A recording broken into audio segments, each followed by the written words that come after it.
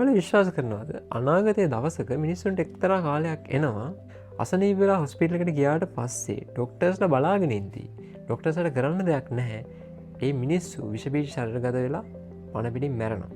ඉතින් ඔය වගේ තාමත් දරුණු කාලයක් අනාගතේ එන්න පුළුවන්. කිව්වට විශ්වාස කරන්නේ නැහැ. හරි එහෙනම් මේ වීඩියෝ එක අනිවාර්යෙන් බලන්න. කීව කතන්දරයක් වගේ කිව්වට චිත්‍රපටියක් වගේ කියලා ඔයාලට හිතුණාට තත්ත්වය අතිශය භයානකයි. කොවිඩ් වලට කලිනුත් මිනිස්සු මේක හරියට ගණන් ගත්තේ නැහැ. ඒ වගේම මේකත් ඉතාමත්ම බරපතල ගණයේ ව්‍යසනකාරී තත්ත්වයක්. ඉතින් අපි බලමු මොකද්ද මේ කියන්නේ. මම අද කතා කරන්න යන්නේ ඇන්ටිබයොටික් රෙසිස්ටන්ස් එක ගැන. තව විදිහකින් ඇන්ටිබයොටික් එකක් කියලා කියන්නේ ප්‍රතිජීවක කියන එක. මේ ප්‍රතිජීවක අපි ප්‍රධාන වශයෙන්ම ලබා දෙන්නේ බැක්ටීරියා වලට එරෙහිව. ඉතින් ප්‍රතිජීවක ඖෂධ වලින් ප්‍රධාන වශයෙන්ම කරන්නේ එක්කෝ ඒ බැක්ටීරියාව සම්පූර්ණයෙන්ම මරලා දානවා.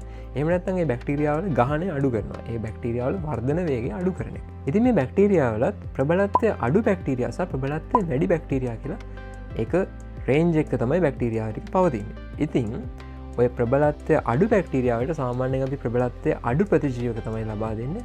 නමුත් ප්‍රබලත්වය වැඩි බැක්ටීරියාවලට ඒ ප්‍රතිජීවක ලබා දුන්නා කියලා ඒවා විනාශ වෙන්නේ නැහැ. ඒ නිසා අපි ඊට වඩා ටිකක් ලොකු ඇන්ටිබයොටික් එකක් තමයි මේ වගේ පේෂන්ට්ලට ලබා දෙන්නේ. එතකොට මොකද්ද මෙතන තියෙන ප්‍රශ්නේ? ප්‍රශ්නේ තමයි අපේ මිනිස්සු මොකද කරන්නේ? අපි ඇන්ටිබයොටික් පාවිච්චි කරද්දිවත් කිසිම වෙලාවක ගොඩක් වෙලාවට අපි අර වෛද්‍ය උපදෙස් කියන දේවල් අනුගමනය කරන්න කැමති නැහැ නේද? නියමිත කාල සීමාව පාවිච්චි කරන්නේත් නැහැ. නියමිත මාත්‍රාව පාවිච්චි කරන්නේත් නැහැ. ඒතකොට අපිට කැමති විදියට ඇන්ටිබයොටික් පාවිච්චි කරනවා. ඒතකොට අපිට කැමති කාලයක් අපි ඇන්ටිබයොටික් පාවිච්චි කරනවා. එහෙම තමයි අපි කරන්නේ.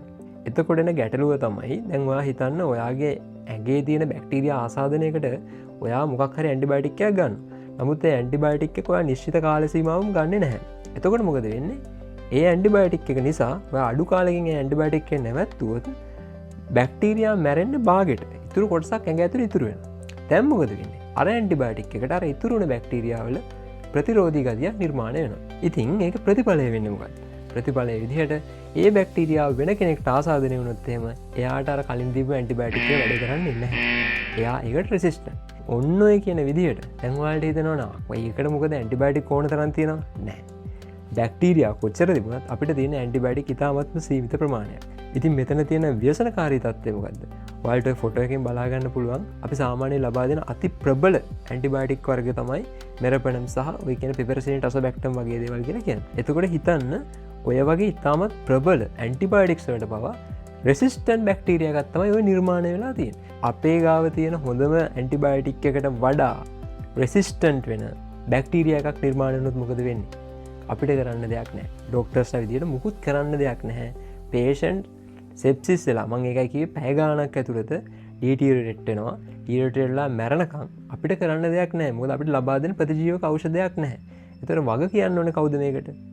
මේ ඇන්ටිබයොටික් හරියාකාරව පාවිච්චි කරපු නැති අපිම තමයි. ඉතින් ඒ නිසා අර කොවිඩ් වගේ නෙවෙයි මේ තත්ත්වය ඉතාමත් භයානකයි. අපිට ඇන්ටිබයොටික් කියන දේවල් සීමිත ප්‍රමාණයක් තියෙන්නේ. ඒ සීමිත ප්‍රමාණයටත් මේවා රෙසිස්ටන්ට් වුණොත් එහෙනම් අපිට කරන්න දෙයක් නැහැ.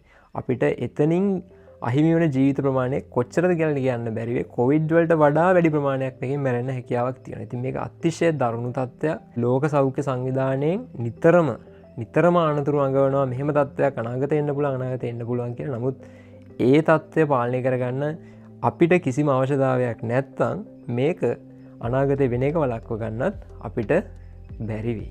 ඉතින් ඇත්තටම දැන් අපි මොකද්ද කරන්න ඕනේ? කරන්න තියෙන්නේ මෙච්චරයි. ඇන්ටිබයොටික් ගන්නකොට නිකම් ෆාමසියෙන් ඉල්ල ගන්න එපා.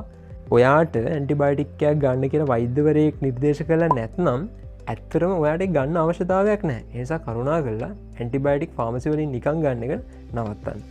ඊට අමතරව ඔයාට වෛද්‍යවරයෙක් නිර්දේශ කරනවානේ ඇන්ටිබයොටික් එක මෙච්චර කාලයක් ගන්න, පැය 8කට සැරයක් ගන්න, මෙන්න මේ ප්‍රමාණය ගන්න කියලා. ඒ ප්‍රමාණය, ඒ මාත්‍රාව, ඒ කාල සීමාව නියමිත ප්‍රමාණයෙන් ගන්න. එහෙම වුණොත් අපිට මේ තත්ත්වය පාලනය කරගැනීමේ හැකියාවක් තියෙනවා. සතුටින් ඉන්න. good luck.